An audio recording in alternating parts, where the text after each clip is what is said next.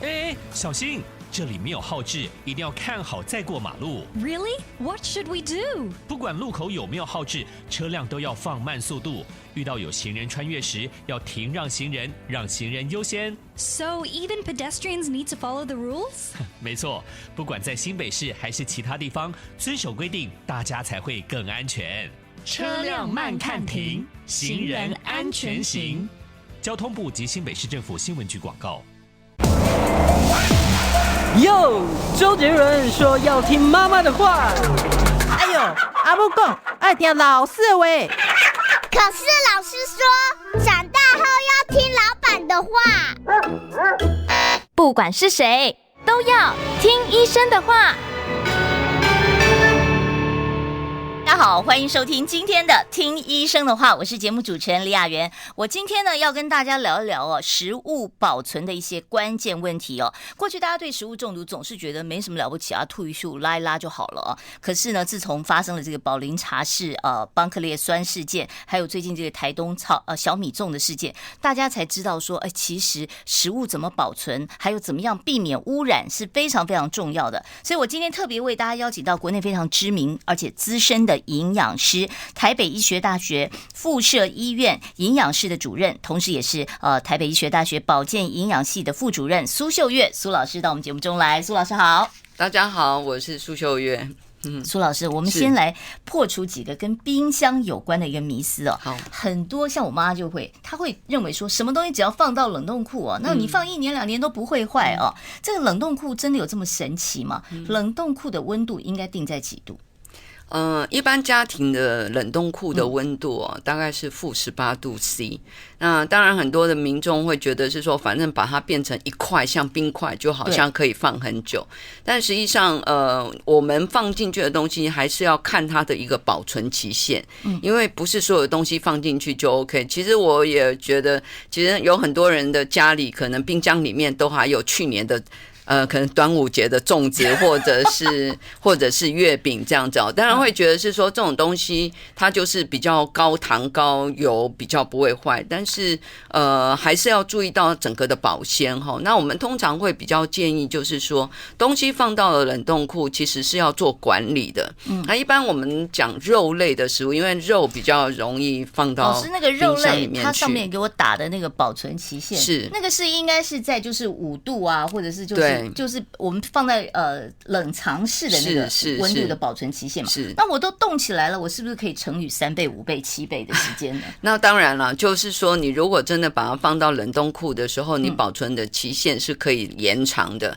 那一般肉类的那种保存期限也不是说可以放到1年或者是2-3年这样子。我们会比较建议你的肉类的保存，像说不管是鸡或是鱼，会比较建议大概差不多2-3个月就好了。那猪肉或牛肉，因为它的质地会比较扎实一点，所以可以放到3到6个月。但是我是会觉得，虽然是这样讲啦但是我觉得冰箱还是要做管理。那我给民众一个建议，就是说，因为我们通常家里的冷冻库很多都是在最下层。那最下层常常东西就放进去之后，新的又往上叠，就进入一个黑洞，你就不知道东西放在哪了。对，然后你就会捞不到这样的东西。所以我们会比较建议，就是说，整个冷冻库你在放置的时候，或许可以考虑是由就是往左放，然后往前放。那你新的东西从右边开始放，这样你就可以比较清楚，在左边或者是在左边的前面，那个是要赶快用掉的我觉得，因为就是一个么字形的这样子往前推哈，然后这样子你也因为老实说，你说用一大堆的保鲜盒，其实有的东西不是那么规整，你也找不到那么合适的盒子装。是，所以老师的建议就是我放塑胶袋里面，对，然后从单一侧开始放，对，就你说新的东西，你就是开始从右边开始往左边放这样子那另外也会提醒大家，因为现在很多家庭都是习惯去大卖场就买一盒的肉。对，买一盒的肉这样子那我这个就比较建议，就是说你可以的话就要做一下分装，因为你才不会每一次要吃就要整盒拿出来再退冰，然后再放进去。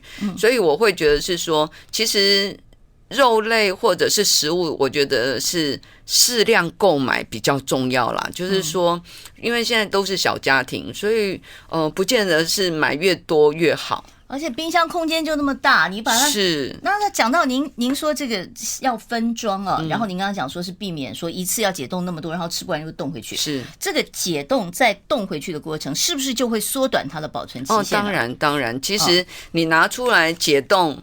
你或许就没有煮，然后再放回去，这个就请你一定要放在左边。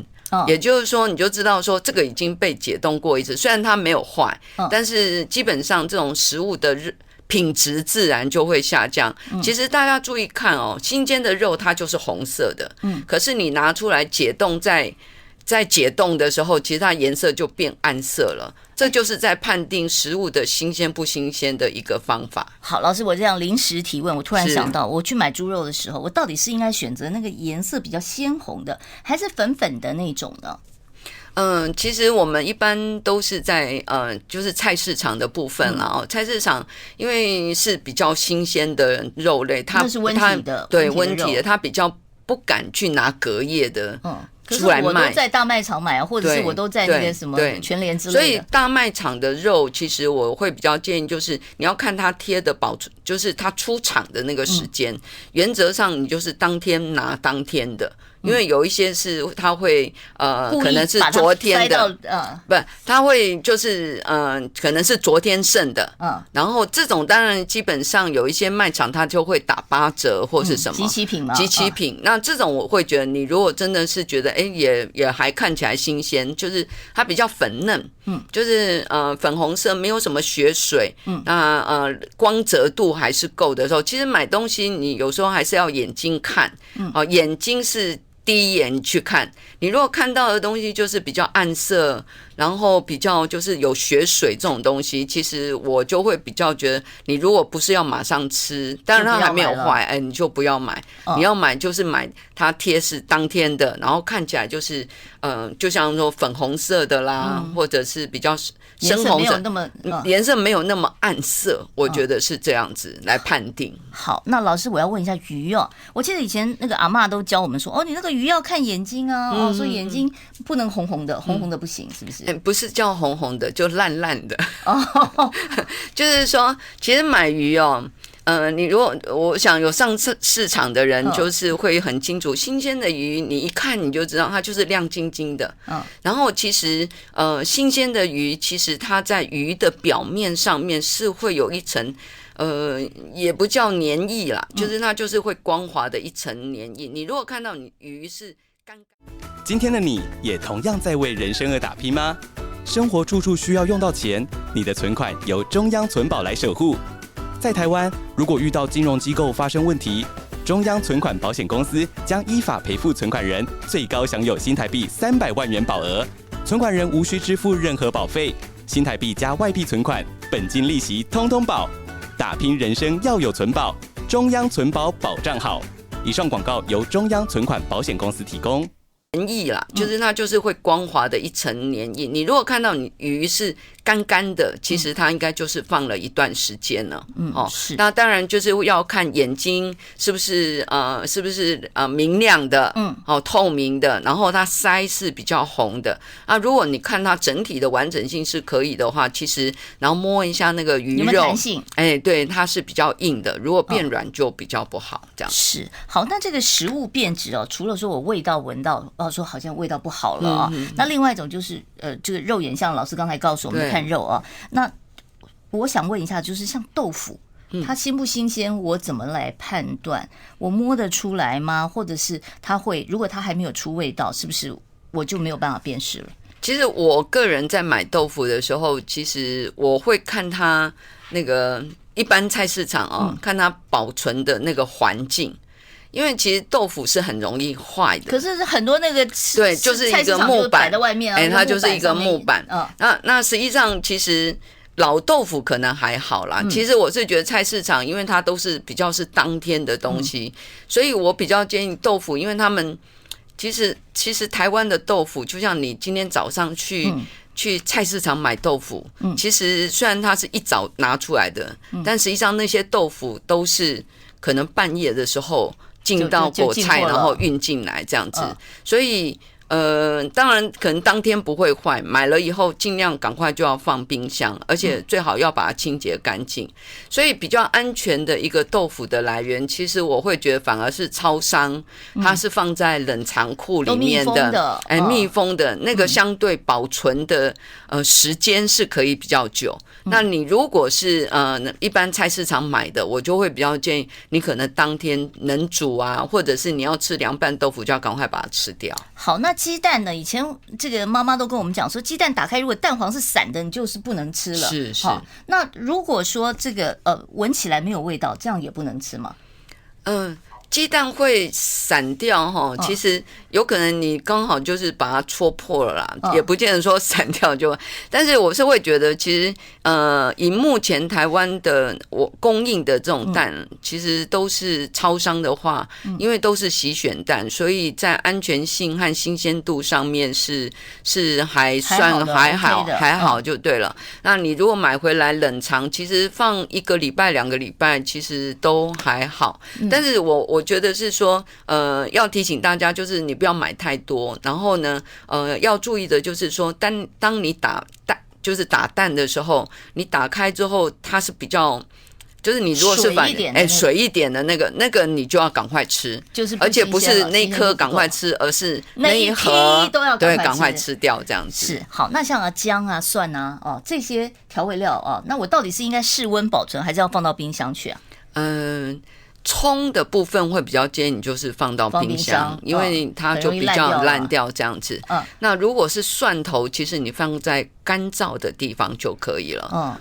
姜也是一样，因为蒜好容易发芽。对，蒜你如果是放在干燥的地方，就我的经验是也还好，除非你是潮湿的地方，反而是你放到冰箱里面去，因为冰箱有那个湿度，反而比较容易长芽。所以我会觉得，其实食物的保存是应该要可以做分别的，好像说一些根茎的，像马铃薯啊这种东西，地瓜这种东西，其实你就是放在阴凉的地方就好了。所以地瓜不用放冰箱哦？不用啊，不用啊。我都常把地瓜塞冰箱，冰箱又很占。这是因为我们的习惯，就是买了就是习惯放冰箱。那南瓜也可以，对不对？南瓜其实放室温就可以了，放室温就可以，不用占你家冰箱宝贵的空间了。不用。好，马铃薯也可以，可以。好，所以大家记着，今天学一下你们家如果冰箱塞了一大堆的马铃薯啊、南瓜呀、地瓜的话，你可以先请它到阴凉的室温去休息一下然后不急着把它塞到冰箱里面。但是我是觉得是说买东西就是适量的买，然后呢能尽快的，就是把它煮出来，这样是最好的一个处理原则。好，现在时间呢快要12点18分了，我们要稍微休息一下，待会儿呢再回到听医生的话，记得帮我们按赞、按分享、按订阅。想健康怎么这么难？想要健康一点都不难哦，现在就打开 YouTube 搜寻爱健康，看到红色的爱健康就是我们的频道哦，马上按下订阅，并且打开小铃铛，就能医疗保健资讯一把抓。想要健康生活，真的一点都不难，还等什么呢？爱健康的你，现在就打开 YouTube 订阅爱健康。继续来收听我们听医生的话。我今天跟大家聊的是你怎么样可以吃得安心，你的食物保存方法到底对不对？为大家邀请到的呢是台北医学大学附设医院营养室的主任也是国内非常有名的资深的营养师苏秀月苏老师苏老师，我们刚刚讨论冰箱的问题，苏老师教给我们一些 people 说你可以每一次都是从这个左边来拿，然后从右边放，这样子才不容易说把有些东西忘记了那接着我要问一下，这个冰箱我到底可以放几分满？像有的人的冰箱我看过那种阿嬷的冰箱，哇，塞得满满满，打开都会掉出来的没错。那这个冰箱到底可以塞几分满？我是很佩服我们有一些阿嬷，他把冰箱当柜橱，对，然后他都会记得那一包可能豆豉要真的找，他还真的找得出来。对，他们就是对他可以把它找出来，这是我很佩服的地方。不过我们一般建议是说，你冰箱不是一直往里面塞，比较建议你大概放7-8分满就可以了。7-8分满的原则，其实你如果不要是东西，我比较建议就是说，不要什么东西都用塑胶袋就是很多家庭就塑胶袋就把绑起来，然后就塞进去，绑起来，它就堆得满。那这个其实它通风是不好的，它的等于是冷藏的效果也会受影响。所以我会觉得，其实像以冷藏库来讲，其实你如果有用盘子啦，有用一些盘子来盛装，其实都还 OK。可是盘子像我们家都会就是上面至少要蒙一个保鲜膜，是，因为是怕说那个味道会对，然后好像冰箱会抽水一样，食物放在里面就干掉了。对，所以现在其实有很多保鲜盒，其实还蛮轻便的。所以我是觉得，如果有剩菜什么，你就用保鲜盒的方式。因为如果家里是会在加热的时候，其实用那个微波盒，你就不用盘子换来换去，也是一个方式啦。老师，我想问一下，就是比方说我今天有一个什么东西，我放在冰箱里，我忘了吃了，它坏掉了，甚至长霉了，那放在它周遭的这些食物会不会被污染啊？有没有我吃会不会有问题呢？其实会被污染，是因为你去拿它什么东西，然后去沾到其他旁边的东西。如果你今天确定这个东西就是在这盒子里面发霉，你只是把它拿出来丢掉，其实是不会有影响的。所以是要看它整个放进去的保存的方式来决定会不会受污染这样子。不过如果说你一个东西放在角落真的也发霉了，其实它旁边的东西也要稍微检查一下。那个不是因为它感染它，而是它可能也相对的放很久了。你忘记它了，所以你可能忘记了。所以我觉得今天大家听了这个课程，可能最好赶快回家，清冰箱，清冰箱这一件事情，把自己像说，尤其是我会觉得有一些是酱料的东西像说可能是辣椒酱啊，辣椒酱，对，XO 酱这些，那个不是说放冰箱就不会坏，其实这些是要放冰箱的，对不对？对，只有什么东西是可以不用，就是说我一般讲的油啦、盐啦。那酱油是可以不用放，酱油可以不用放，对不对？因为它就是一个高盐的东西，它本身盖子上都会写一个，那个罐子上都会写一个说开封后请冷藏。比较会是这种的酱油，就是像有一些是叫低盐酱油低盐酱油它本身就不是盐度很高的，所以它就是那个就是放到冰箱里面去，或者是有一些是有加糖的。像说油膏这种东西，加糖的就特别容易坏。对，油膏这种东西，我们就会比较放进去。那一般你沙拉油其实都不用放到冰箱里面去。醋需要放冰箱？醋不用，酒也不用嘛，哈。没有，白酒可能可以啦。其实就是你是为了风味了，对不对？对。如果你是单纯，但一般米酒不用啊，你就是室温室就可以了。好，那问一下，有的这个我们买人家朋友送盒点心，上面有的写的是赏味期限，那有的写有效期限。有效期限跟赏味期限有什么不一样？其实这有效期限跟赏味期限，其实大部分就是厂商他自己可以去定。因为我们严格来讲，保存期限这件事情是要做实验，然后才能确定这个东西是可以放3个月、6个月这样子。那一般我们民众看到这种保存期限，其实比较多厂商就是对照法，反正罐头就是2年，什么就是3年这样子。但是如果是一般这种糕饼的，他只写个赏味期限，对，他会觉得可能厂商会觉得是说，我这个东西你最好2天以内吃完是最好吃的，那只是口感的差异啊，并不代表它坏掉了。但是他希望你吃到的东西品质是好的，所以我觉得这个是没有什么影响。但是这种东西就是说，也不是它都不会坏也就是它还是会放一个保存期限。所有的东西放进冰箱，你都要检查保存期限。如果已经过了，你就要考虑，不见得一定要全部吃完这样子。好，那再问老师，这个买菜回家，这个青菜鸡蛋、蔬果，我到底是应该把它先洗干净了再放冰箱呢，还是说我就是整颗买回来的我就直接放冰箱，要吃的时候再洗呢？其实洗选蛋就不用洗嘛，对不对？好，然后蔬果呢？蔬果的部分，其实我们它如果是干净的，尤其是你如果是从超市买回来的，对对对，那就要看你的蔬菜啦。其实如果它的根茎是干净的，其实我们你就用保鲜套把它套起来，要吃的时候再去洗就好了。因为蔬菜跟水果你事前洗其实是比较对，会有叶子比较容易烂掉这种问题。所以我会觉得这个是可以这样做啊。但是我觉得肉类的东西就要特别注意，因为其实像有一些肉啊，它那个厂商就是你那个卖肉的那个刀子啊，就不晓得干不干净。所以我比较会建议，就是你今天买的肉类的食物买回家，最好就是要清洗。至少用清水洗一下，因为它可能也会粘附到一些细菌。所以肉类就是你回去以后分装小包以后，顺便把它洗一下，再冻起来。再冻起来，这样你比较不会怕它因为被污染那个细菌而有味道。我其实有看到有一些那个装青菜的塑胶袋上面会有一个洞。那是不是我们即便是回来买大量的蔬菜回来要把它包装起来的时候，我也必须要在塑胶袋上扎几个洞呢？当然那个叫透气啦，就是让它整个的冷气的循环是可以进到那个蔬菜。那但是我是会觉得，其实现在有一些冰箱它功能很好，它就是它也会有水，蔬果冰温区，对，它就是会有比较高的湿度给你，所以我会觉得也不见得一定是要去把它戳洞这样子啦。然后我要提醒一下，尤其是鱼类的东西，其实鱼是一件很容易腐败的东西，所以你鱼买回来一定要把它清洗干净，尤其是有血水啊什么那个，要把它弄干净。所以鱼才不会有腥味，是要先洗。对，青菜蔬果就不建议先洗了，就直接放进去就好了好，我们要稍微休息一下，待会儿呢，我再跟台北医学大学保健营养系的这个副主任苏秀月苏老师来讨论食物保存的问题。听众朋友有相关的问题呢，我们也欢迎你待会儿38分可以 call in 到现场来请教苏老师。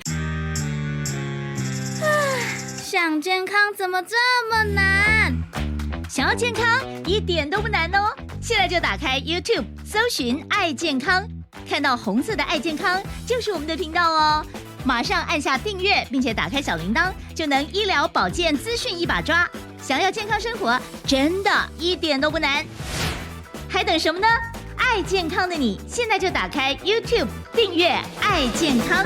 听医生的话节目现场，不要忘了订阅我们的 YouTube 频道，我们是 I Care 爱健康。另外呢，要记得帮我们按赞按分享而且把我们的节目推荐给你的亲朋好友，特别是家里面有长辈很关心这个健康问题的话呢，我们又不收钱，对不对？也不要交月费，所以麻烦大家订阅我们的频道，感谢好，我们今天为大家邀请到的呢是非常知名的营养师也是台北医学大学附设医院营养室的主任苏秀月苏老师。苏老师，我刚刚其实在私底下跟老师聊了一个话题，就是听说你们现在在推一个所谓低碳便当，什么叫低碳便当啊？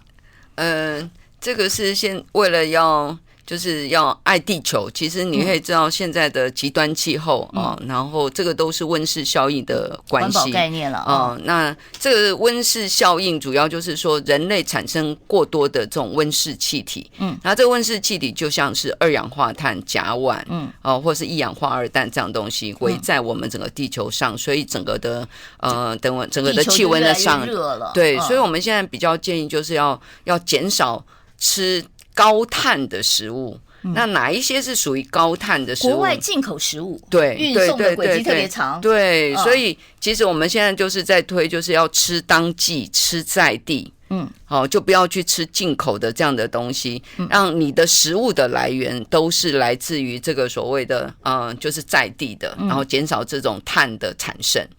另外一个就是我们会比较建议就是像说要多吃蔬果。因为肉类的食物，因为所有的家畜的饲养啊，尤其是像牛肉啊、猪肉啊，这个饲养是产生很多的碳排量，所以牛肉是碳排量最大的。对，牛肉是最高的因为牛虽然它吃草。对，猪然后又比鸡大，对，那是按体积来算吗？也不是，跟它饲养的时间跟饲养的环境是有关系的。然后蔬菜水果其实它们的碳排量是最低，所以当然我们人类还是需要有蛋白质的东西啦。所以我们会比较建议就是说肉类的食物都吃得刚刚好。然后你选择的蔬菜尽量就要来自于就是在地当季的这样子。我们常讲说一个巴掌大的肉，是那这一个巴掌大的肉是一天的，还是我一餐就可以吃一个巴掌？其实一餐吃一个我们手掌心那么大小的一块肉，那我的手掌特别大那我可以多吃一点。对，大概就是2两到3两，像男生就是他的手掌心就是大概3两，那女生的话就是2两，大概厚度也是手的厚度吗？其实我让大家有点概念，我们讲的2份的肉，一餐2份的肉类，就是像鸡腿的棒棒腿一只。就是2份的肉类，这么小的棒棒腿不是大鸡腿耶？大鸡腿像 L 型的那种鸡腿，那个就会到4份。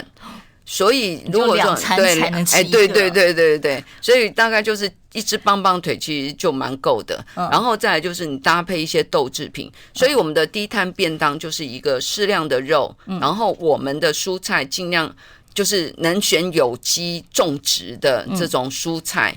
其实也是一种爱地球减碳的方式。所以我是说可以的话就是大家有这样的精神，然后我们也希望这样的一个低碳的便当能够继续的推广这样子。好，我们再绕回到我们的食物保存了，问一下老师这个我记得以前妈妈都会有一个习惯，就是说你比方今天卤了一锅汤啊，或者是卤了一锅肉，第二天的妈妈就会说滚一下再收起来，这个滚一下的目的是什么？就是要把它加热啊。那我反复加热不会让这个食物的营养就没有了吗？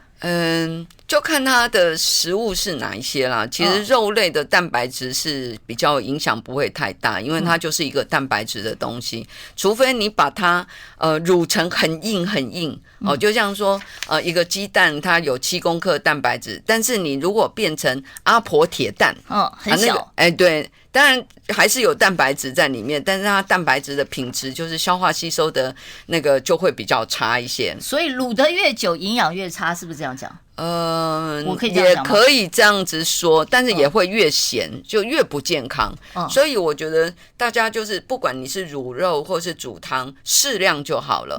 就是你的量你不要抓到说这个明明可以吃一个礼拜，那你吃一个礼拜的话，你也要分最好是分，然后分别拿出来加热，这样吃会比较好，而不是一大锅每天都反复加热。不建议是这样的，而且你反复加热要注意到一件事情，我们常常就觉得看到它有滚了，可能就够了，就关起来，但实际上可能它的中心温度是不够的，所以像过年的时候，常常不是有人吃坏肚子吗？那个就是他那个火锅有加热，可是都没有加透。所以其实它里面的温度可能是细菌最容易生长的温度，所以要提醒大家，就是说你如果是要复热这件事情，你一定要真的让它整个是滚的，而且要多滚几分钟，不是说你一滚刚刚开始有点冒泡就关了，就关火了，那个就很容易就是你久了，它就是会有细菌长出来。所以你要把它煮滚一点。是，中心温度可能就可以的话，至少都要到90度 C 以上才会安全。我要替这个家人问一个问题这个家里面如果有真的端午节留下来的粽子冻很久了，然后有中秋节留下来的月饼，还能吃吗？一直冻着一直冻着，我是会建议就不要吃啊。就是你如果是已经是超过1年的，就半年，其实我觉得大概半年你都要整个冰箱清一次。因为半年内的我可以吃吗？半年内我觉得还好，肉类的食物是还好。元宵节的时候元宵没吃完，我一直冻在冻库也可以吗？但是我是会觉得为了要清冰箱，你多吃了很多的热量，其实也没有必要啦。所以我会觉得就是适量购买，但是你如果真的拿出来已经超过保存期限，我就会建议就只好浪费掉，那下次你就不要买那么多就对了。煮熟的食物是不是可以保存比较久啊？您是讲比方说这个蔬菜我买回去，我如果只是丢在冰箱里面，可能放个2-3天，它就叶子就黄掉了。那我如果把它都烫熟了再放过去呢？那也是会坏掉啊。就是冰箱里面你放到冷藏库，你就算是煮好，你放到冷藏库，其实你如果2-3天没有吃，它还是会有会变质，我们只能这样讲，会变质，不见得一定会坏。所以你那个放冰箱，不见得是什么东西都不会坏。就像说有一些凉拌的菜，你放进冰箱，如果你的盐度或者是调味不是很好，其实3天拿出来，你就会有一点那个像厨余的味道就会出来了。所以不是煮熟了就 OK 了。对对对。好，现在的时间呢已经是中午的12点37分了，我待会儿会开放现场 call in 专线，我们今天的电话是02-2501-6364，02-2501-6364。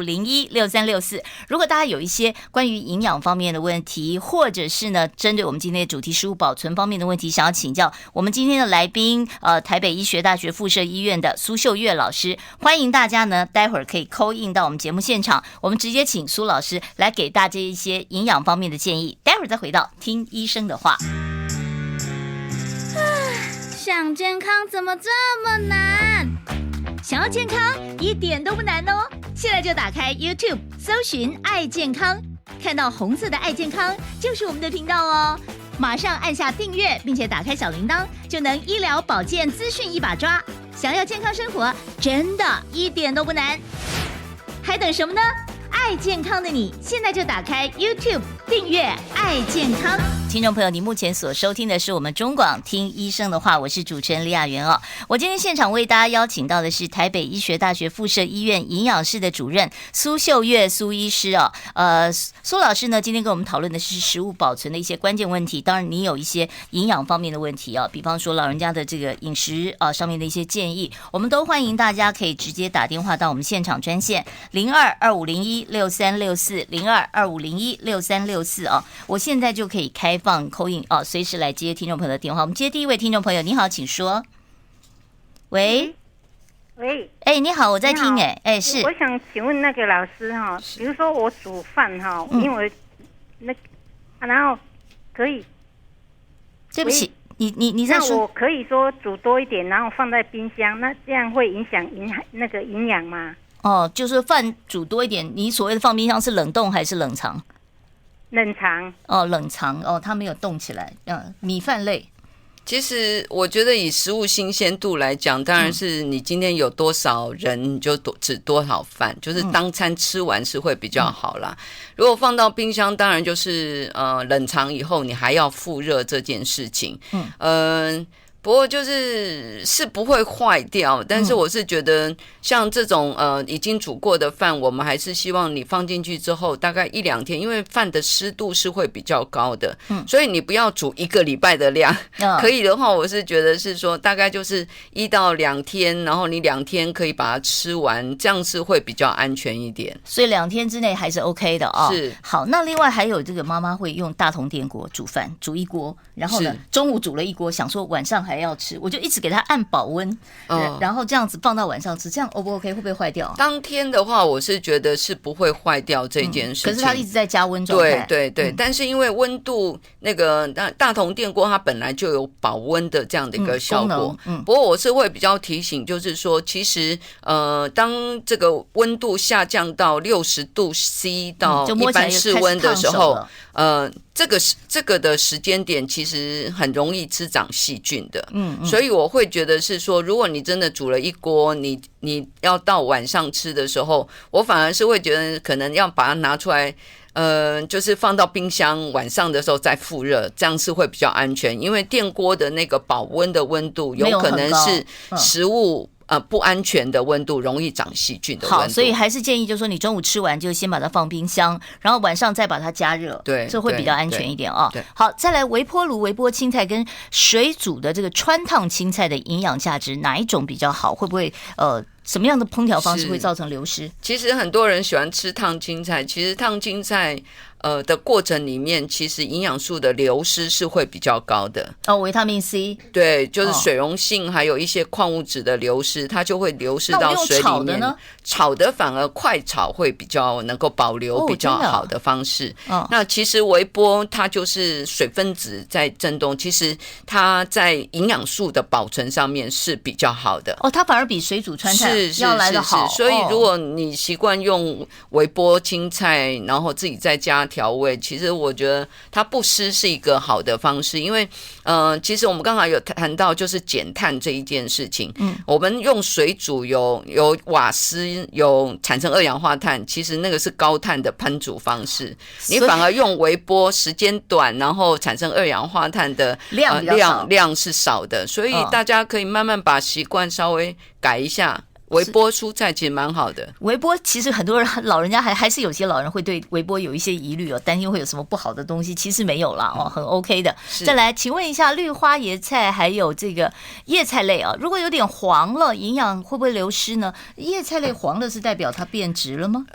当然就是变黄这一件事情，就是告诉你。它放的时间久了，所以放的时间久了，其实营养素本来就会流失，像维生素 C 啊这种就是会比较流失，但它不代表坏掉所以其实也没有说黄色的叶子就不能吃啊，其实吃也还好，至少还有纤维质，对纤维素，对不对，所以我是觉得还好。再来100公斤的男生有高血压，有糖尿病，一天蛋白质淀粉我吃多少才够呢？他又有高血压又有糖尿病这个要个别化回答，因为我必须要知道他身高多少，然后有高血压、糖尿病，他的血压跟这个，我想我们在这边没有办法非常精确的告诉你，对。但是我让大家知道一下，就是说，我们一天的蛋白质需要量，你必须要知道它的理想体重，大概每公斤体重1公克蛋白质是我们一天的建议量。1公斤等于是1/1000是吧？不是，每公斤体重1公克的蛋白质，就是说如果你的标准体重是55公斤，那你大概就是55公克的蛋白质的建议量这样子。55公克大概多少啊？55公克，这个就是要细算。其实我们讲55公克，不是吃55公克的肉，不是这样子。就是说我举个例子哈，一个蛋就是7公克蛋白质。一颗鸡蛋7公克，一两肉就是7公克蛋白质，所以你必须要去组合。对，你必须要去组合，你才能算出55公克蛋白质。是，所以这样子很难那高血压、糖尿病它需要限制淀粉吗？糖尿病要限制淀粉，就是你要去评估一下你整天的来自于淀粉食物的量到底是多还是少这样子，然后就要去做建议。好，所以如果是有糖尿病的话，你要跟你的个别营养师，要找营养师，来。那营养师会帮糖尿病病患开菜单吗？会啊。像说在医院里面的营养师，你们就可以去找营养咨询门诊，然后挂营养师，然后他必须要先知道你的现在血糖，你吃什么药，甚至你是打胰岛素的，其实那个饮食的调整是会不一样的。所以大部分的这个糖尿病的患者，他都是只看医生，但是你没有养成一个习惯，你要找营养师帮你开个别所需要的一个建议量。不过现在因为医院整个对糖尿病的治疗都是一个团队的治疗，所以医生通常他药物或者是处理完了之后，他们就会转介给营养师，所以营养师这边还会给予一些咨询辅导哈。体脂太低了，怎么吃的健康？体脂比较低，体脂太低，要看你的体重哈。其实就是如果您是比较真的是消瘦。你的体脂太低，可有的是肌肉型的，对不对？对啊，所以我是觉得那个要分2个层次。好像说你是健美先生，那个体脂真的很低，他可能只有7%。只有7，那是很健康的那种，那是很健康啊！所以我是觉得是说，如果你真的是很瘦，然后知道体脂率是很低的时候，其实你不是只是增加肌肉这件事情，而是你整个体重也要调整上去。所以这个要比较有整体的评估以后，我们才能够比较适当的建议。因为有很多老人家就是比较瘦弱嘛，哈。对，那通常老人家我们会是比较肌少症啊。肌少症，对，肌少症也可以靠饮食调整吗？可以啊，也是可以的。因为肌少症通常就是饮食的量或是整个的品质不够好，所以它会慢慢的那个肌肉流失。好，现在时间呢已经快要12点48分了。我们今天节目呢即将接近尾声，非常谢谢台北医学大学附设医院营养室的苏秀月苏主任接受我们的访问，谢谢老师，谢谢。好，不要忘了明天中午准时收听我们听医生的话，还要记得帮我们按赞分享。